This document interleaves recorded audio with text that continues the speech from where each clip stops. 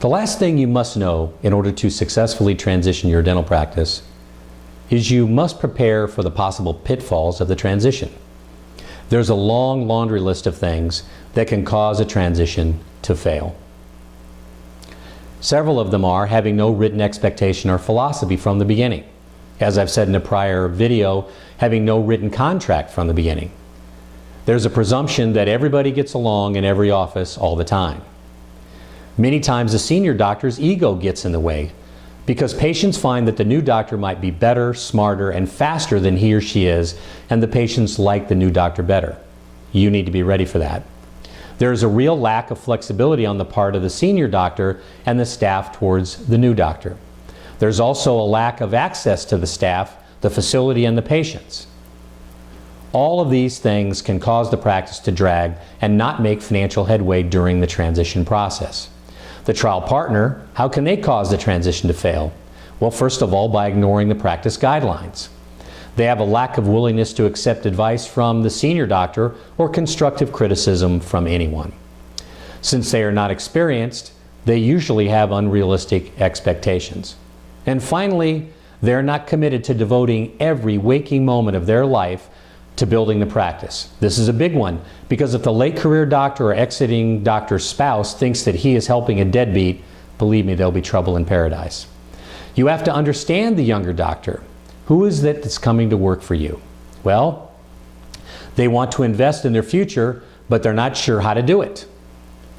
They may be concerned about their clinical skills. After all, they may have only been a dentist in some cases for a very short time. They have concerns for their family and more than likely are saddled with significant amount of student debt, in many cases $400,000 or more. There are significant things your practice needs to be ready for ahead of time. Your facility, staff, and equipment need to be up to speed in order to handle another doctor.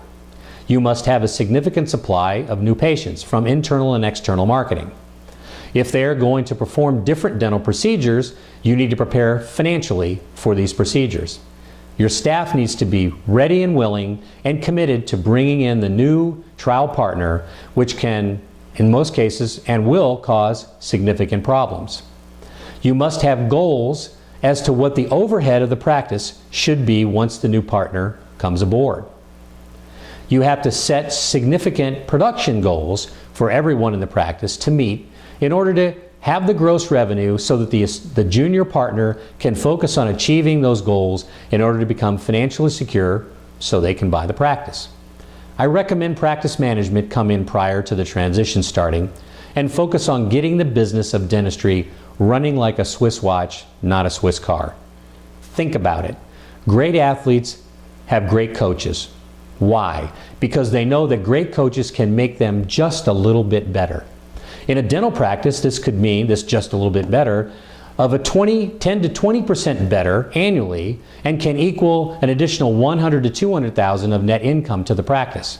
That kind of increase can make a transition go a whole lot smoother and help the doctors reduce the financial worry and stress about the practice transition. Napoleon Hill once said that both poverty and riches are the offspring of the same parent. You have a decision to make.